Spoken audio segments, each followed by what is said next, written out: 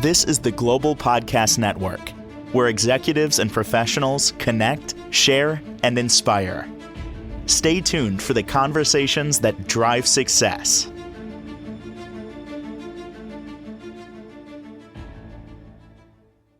All right, welcome back, everybody. So many of us, when we're looking to redo our living space, redesign the way things look, whether it's furniture, whether it's a kitchen, bedroom, bathrooms, a lot of times we'll go to stores and we'll get inspiration. We'll look around. Another way to do that is a home show. Many metropolitan areas have home shows that happen at least once a year where you get all different vendors, designers, everything all under one roof. Sometimes it can be overwhelming. How do we navigate through that? What do we ask? How do we do this? She's an expert at that and so much more. And I've learned so much ever since we've had her on here. She's the interior designer at Tab Interior Designs. She is Trish Bonney, and she's our professional of the year and back with us. How are you doing? I'm good. How are you? You're working overtime there at a home show, it looks like. Yes, I have been here Saturday, Sunday, and I'll be here all the way through the week until this coming Sunday. Wow. Okay, and which show is this? This is the 2026 Garden and Home Show at the Colorado Convention Center. How has it been so far with traffic, people coming through there? Amazingly, it has been really good. So COVID 2020 was the last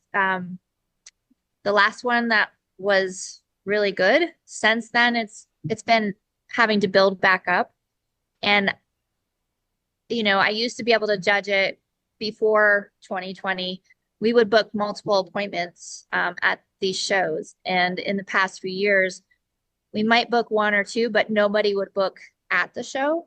And over the weekend, I booked 5. Oh my gosh. So I think that shows a lot for our industry, that people are finally ready to get moving on things. We also, here in Colorado, I know not where you are, but we've had a very mild winter. So a lot of construction is happening through our winter, which is not typical. Mm-hmm. So I think a lot of people have decided, why not? Complete opposite here in New York, where it is. I do marketing as well, and swimming pool company. There, you can't even.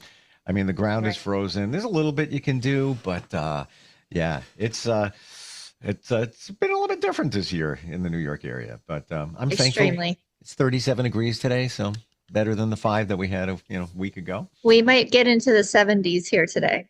Wow, amazing. So. Let's say somebody makes that decision to go to a home show. What should they be doing? Who should they be looking for? Questions they should ask? And I don't know if that's dependent on the type of project that they're anticipating doing. Yeah. Well, yes, dependent on the project, only because like this show in particular, it is the longest one. It is predominantly about the exterior because it is the garden and home show. With that being said, everybody is here from every industry. But if you have a roofing project, you can definitely meet those people here. But what I highly suggest is there is marketing for these events. So there are websites, there are news stories, there's radio shows. So check out the marketing and really plan on who you want to meet with, because on the websites, it does show who the exhibitors are. They also, at this particular show, and I can't speak for every one of them, but we do a lot of classes or presentations. So like myself, I am doing 2 different presentations today. And that's a great time to listen to an expert in that field. But they'll speak for about 15 to 20 minutes. And then you get 30 minutes where you can ask any questions. And this is the time where you can stop at any of the booths and try to get some tips at the same time as well. And, technically kind of interview multiple different people in the same industry. I've never heard of a show going as long as that one. So I guess it's sort of This is a long one. The kids bottled up inside during the winter, and now they get to go out, COVID, Yes. and now you have that one. So making up for lost time there. And It almost sounds like when you bring your family to a big amusement park, there's one in Florida, there's one in California, that you kind of intentionally look at where we're going to go. All right, today we're going to hit this, we're going to do that, we're going to do this. Should you look at it that way when you're going to one of these home shows? I think so because if you don't plan it out, yes, you can walk up and down every single aisle, but then you're not accomplishing what you really need to do. Like focus and hone in on the people that you want to talk to so that you have enough time to speak to them, so it's effective for you. And then go up and down the aisles if you still have enough time. Like some people plan to be here for an hour or two. And if you need to speak to, like I said, a designer, a roofer, a landscaper, like you should spend a little bit of time with them, see if you want to make an appointment with them, because this is a time where you can interview us and, it's ask all the questions. And in my booth, we actually have like products that we sell that we're a dealer for. Mm. So you can come in and play around with things. And this is kind of free services while I'm here. Yeah. Instead of making an appointment to just meet that person and then go from there, this seems like you're meeting them initially. And then if you get a vibe, like, I think, I like what they're saying. I like what I just feel good about it. Then you can take it to the next step, have an appointment, show them what you got going on, maybe plans, current plans of your home, pictures or whatever it might be. I love the fact that you have in your booth different items from that you sell, that you're a dealer for. It looks like cabinet items too. We have two different cabinet lines, upholstery. This behind me, I consider it like jewelry. It's the cabinet pulls. I have quartz right over here. Over around the corner, I have LVT, custom sinks. So we're showing off a lot here because we wanted it to be like an experience where you can come into a mini design studio. Sure. So again, it's a time to play around, touch and feel some things. Not all the stuff is here, but it helps to get some ideas going. But it's also, come in the booth, just like you do with me every week. Come in the booth and ask me anything you want. And Sure. if I can't answer you, I will be sure to find the answer. Are there certain questions you should ask? And I know that every project is different. Every situation is different. But just in general, are there a few questions, or do we break it down? All right, I'm looking to do the kitchen. There is somebody that does kitchens and may do other things, but are there certain questions that I might be able to ask for that? Well, I mean, each booth is going to have its own specific questions you probably should ask. But one great thing you can do is ask for references, because like I have a folder here that I'm giving out to people. It has my references in it. It has a copy of my insurance, a copy of my letter of agreement. I'm trying to be very transparent with people. So again, they can see that here to see if they feel confident enough to work with me. Also, a lot of the people here, the vendors, they might be running specials. This is a good time to maybe get, if you're doing solar panels, for example, it's probably cheaper to get it here this week than next week when there's no show going on because they're running a special. I know there's somebody who has saunas. If you buy the ones off the floor, pick it up next week when the show is all done, it's a lot less expensive. So there's a lot of good deals at these things too. And like I said, free tips. Should you ask questions like time it will take to do a project? Let's say you go to a designer. I got a lot going on right now. So they might have to say, your kitchen? Yeah, we can do that, but it's going to be, with the process and everything involved and our current workload, probably at least 6 months, something like that. Yeah.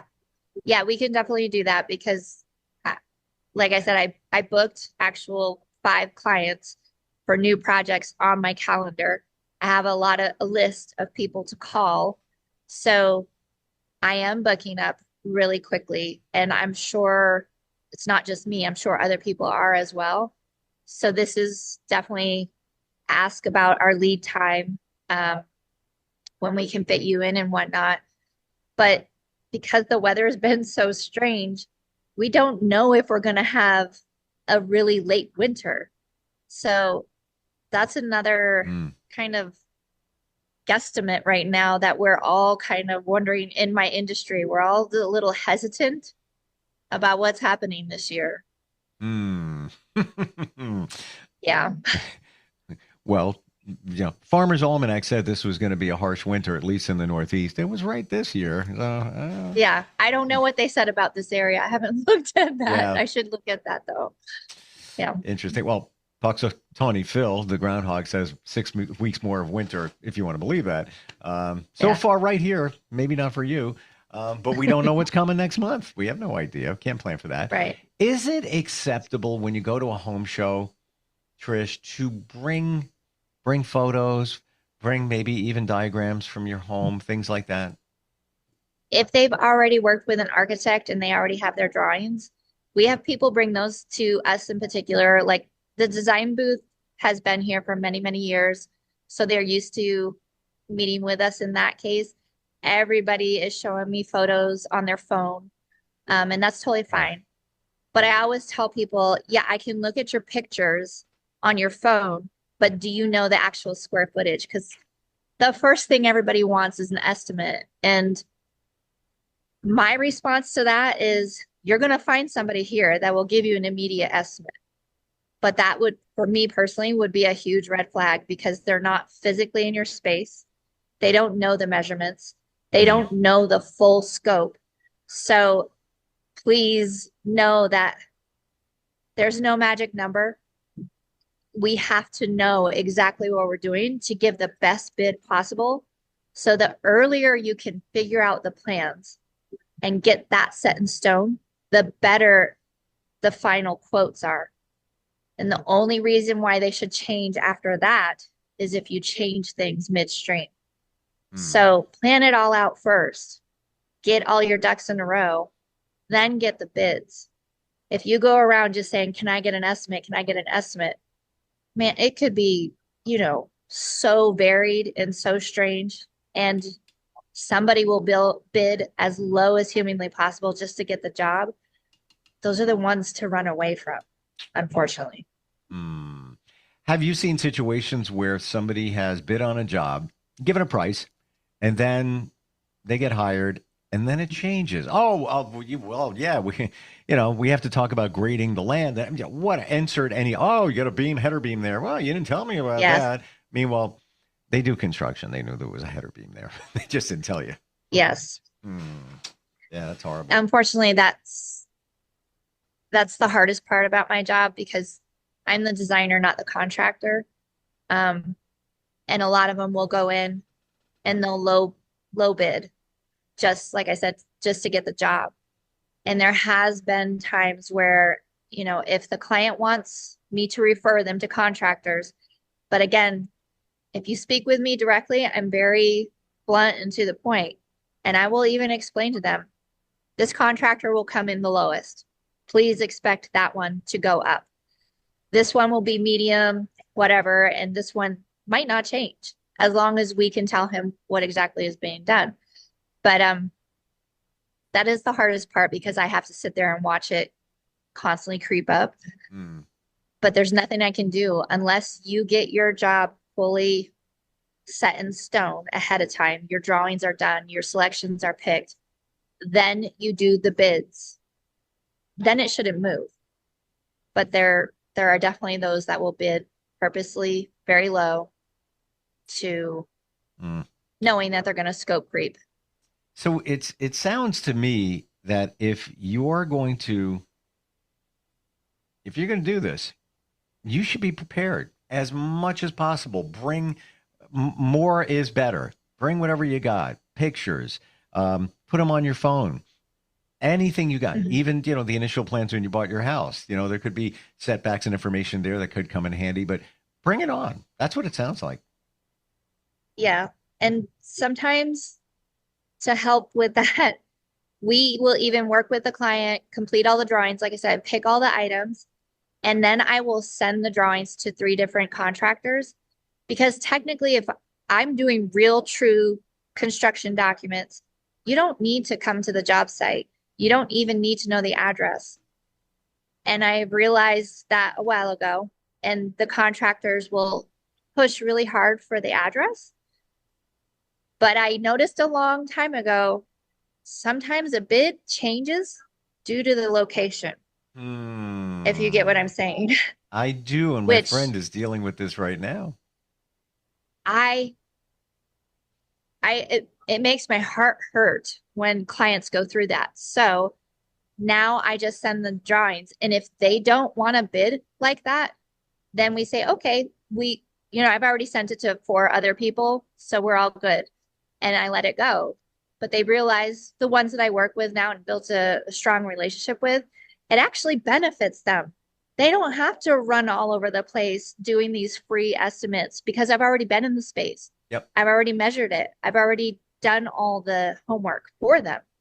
So now they're realizing, actually, this is really easy. She's going to have it all set for me.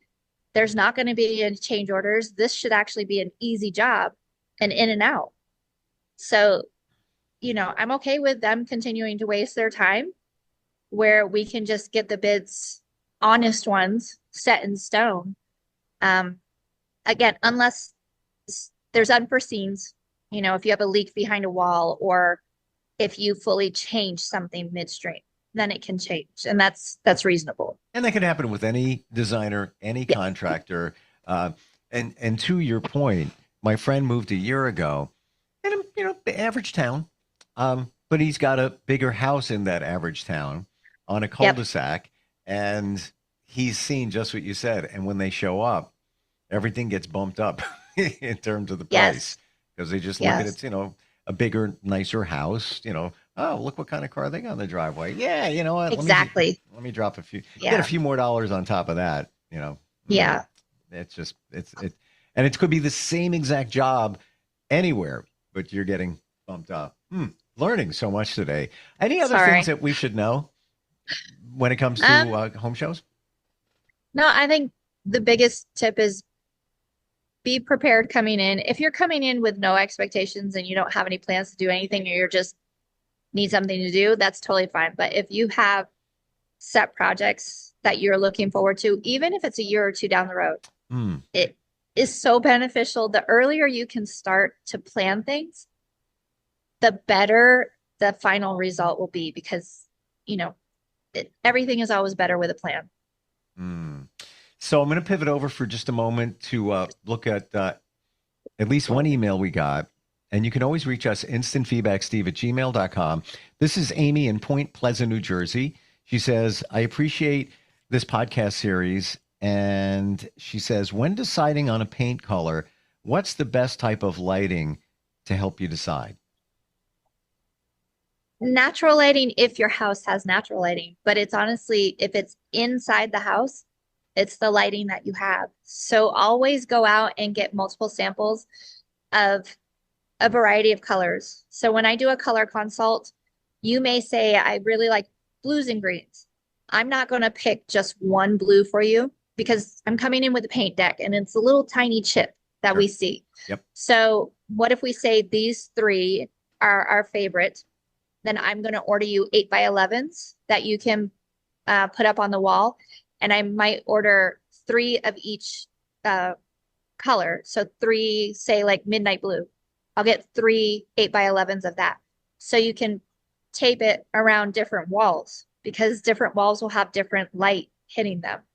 If one wall has direct sunlight and the other one has no natural light going to it, they will look different at different times of the day. And I tell people, live with it for at least 2 weeks before you commit, because paint is paint. You can always change it, but paint is getting more expensive per gallon.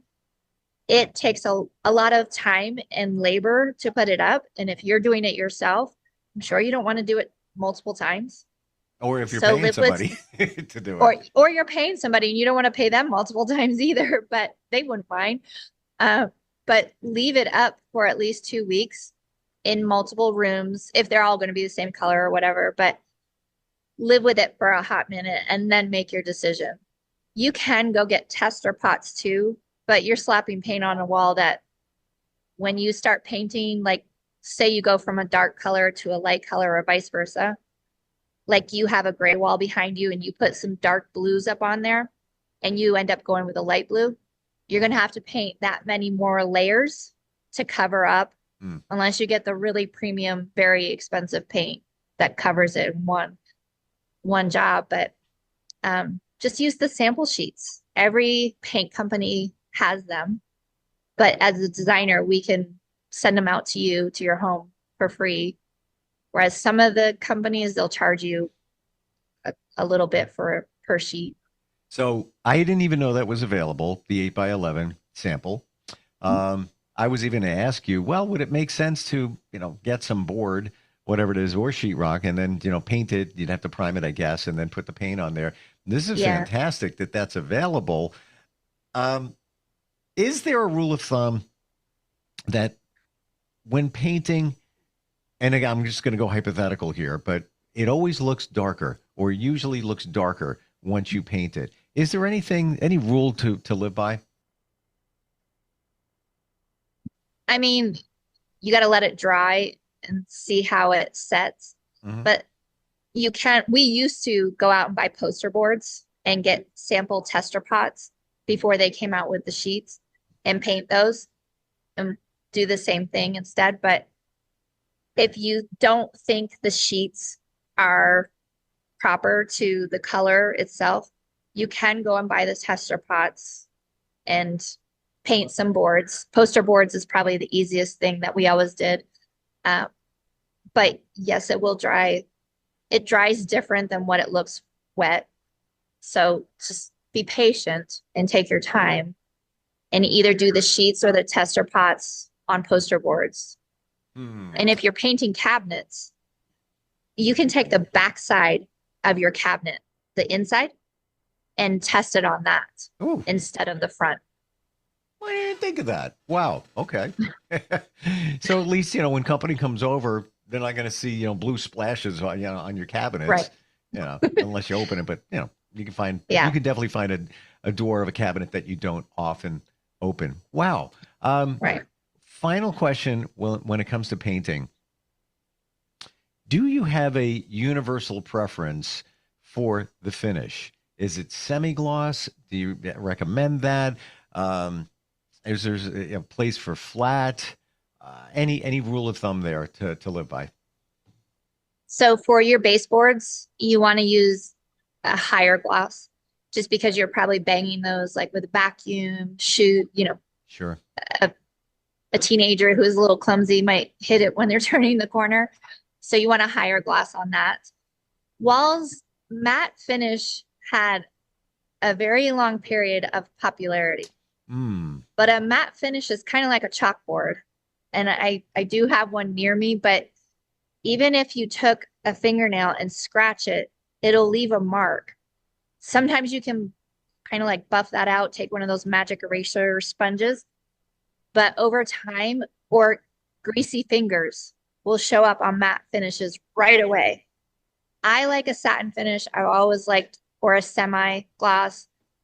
It's not a high sheen. It's not like glossy or shiny like anybody thinks, but matte, even matte floors, people seem to really like that look. But I think they're finally realizing it's a nice look until anybody touches it or walks on it or, whatever it is. But matte, the only place I don't do matte anywhere. I don't even do mattes on the ceiling. So I don't know. That's just a me thing. If that's what people prefer, you probably don't want to have pets or children in your house because a wet nose touching the wall. Believe me, I get you. And it drives me crazy. Even just the normal oil on our fingers and or skin. Yes. You spend all this time, money on paint, and so it's like, look at that. And then once you try to fix that, you could be asking for more trouble to the point where it's like, I'll just paint the wall over again. Yeah. Yeah. And I would say this, those sheet samples, they don't show the sheen. So if you are concerned about the sheen, definitely get the sample pots and some poster boards. And I think I would imagine you have to be careful in terms of the poster board. A lot of times there's one side that's glossy and another side that's flat, if you want to call it that, and duplicate what you got going on there because, sheetrock is flat, So Yeah. I think I'd be careful. Yeah, but if you get a good quality paint, it changes the sheen anyway.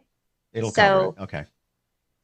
but again, I'm gonna also put out there, you get what you pay for. So, Lesson learned. Trust me, I get you. And I'm not going to say the brands of the big box stores, but yeah.